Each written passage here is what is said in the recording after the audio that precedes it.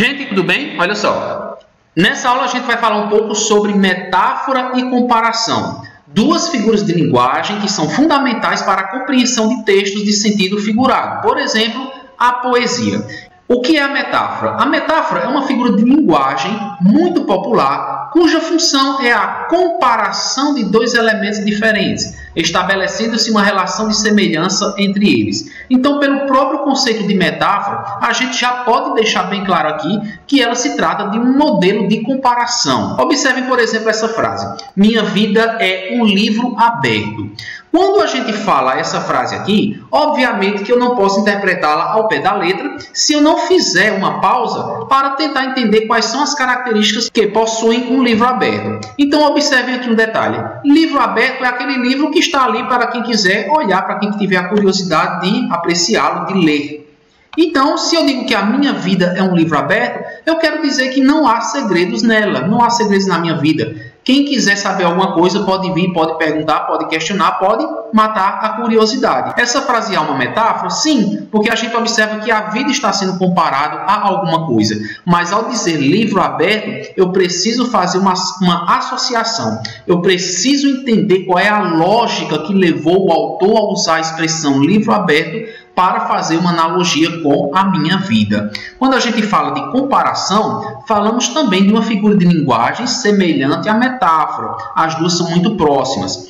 Usada para demonstrar qualidades ou ações de elementos. É mais facilmente entendida como a aproximação de dois termos que se assemelham. Em outras palavras, a comparação e a metáfora usam do mesmo processo, o processo comparativo. Só que a comparação, ela deixa essa metáfora mais bem explicada. Ela aproxima esses dois termos principalmente por meio de uma conjunção, que a gente pode observar no exemplo aqui, a conjunção como. Quando eu digo que o amor queima como fogo, a palavra como promove uma aproximação entre o fogo e o verbo queimar para o amor. Então veja que há uma diferença quando eu digo o amor é fogo e quando eu digo o amor queima como fogo. Nessa segunda construção, nós percebemos que a interpretação está muito mais bem encaminhada graças ao elemento comparativo como. Vamos mostrar aqui dentro de dois poemas metáfora e comparação. O primeiro, do Mário Quintana, diz o seguinte: inscrição para uma lareira. Leiam: a vida é um incêndio, nela dançamos, salamandras mágicas. Que importa restar em cinzas se a chama foi bela e alta?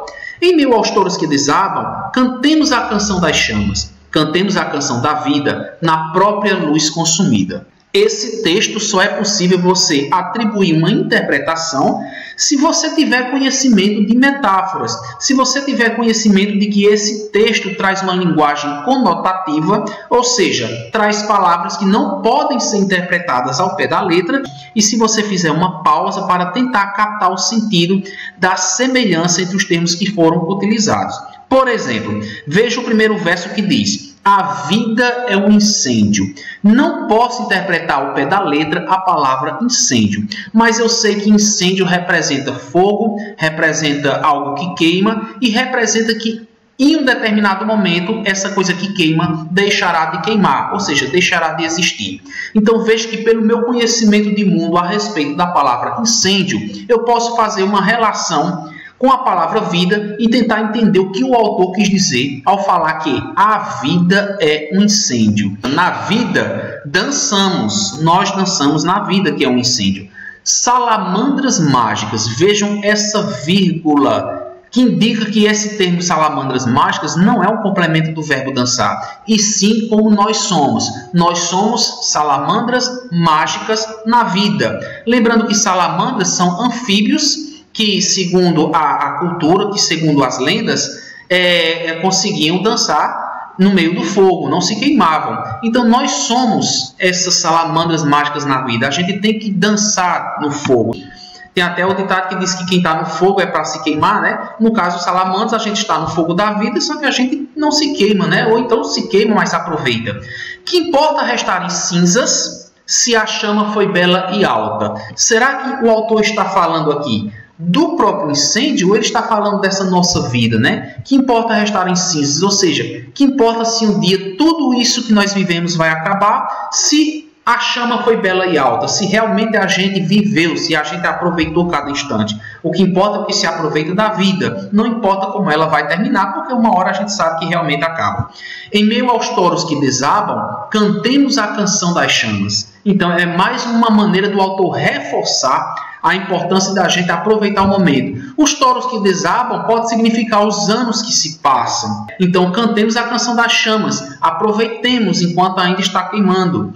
Cantemos a canção da vida na própria luz consumida. Finaliza-se o poema dizendo o seguinte: cantemos, ou seja, aproveitemos cada instante na própria luz consumida, até mesmo nos instantes finais do incêndio, ou seja, da própria vida. O poeta utiliza uma figura de linguagem chamada metáfora para construir todo o poema, levando o leitor a perceber uma relação entre vida e incêndio, mostrando que a vida é breve e que ela deve ser aproveitada em todos os seus momentos, sobretudo no auge da vida, né? Que é a chama bela e alta.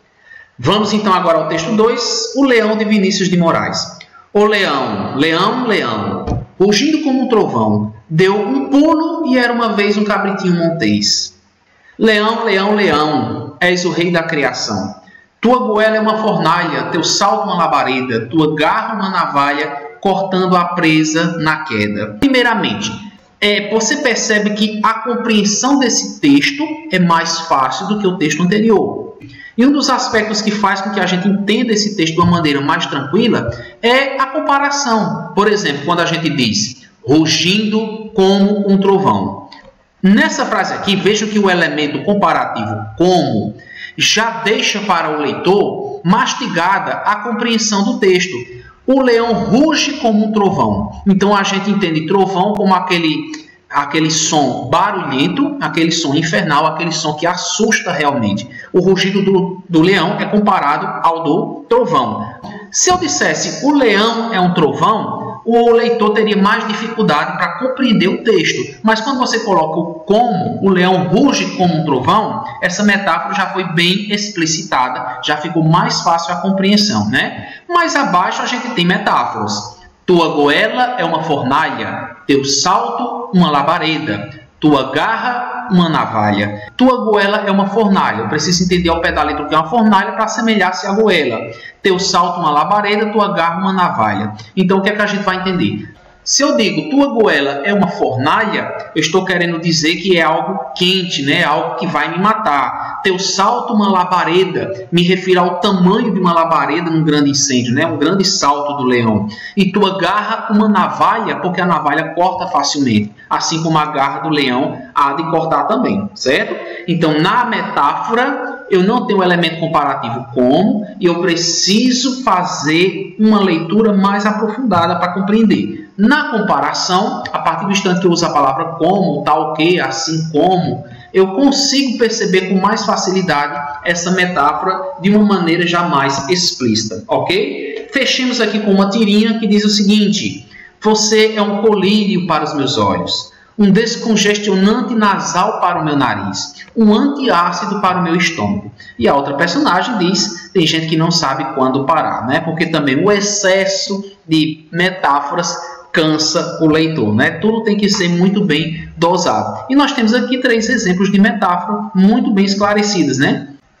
Pela aproximação dos elementos: colírio, olhos, descongestionante para o nariz e antiácido para estômago. Então já fica muito mais claro você perceber aí. Tudo bem? Então por hoje é isso, a gente volta com exercícios na próxima aula. Tchau!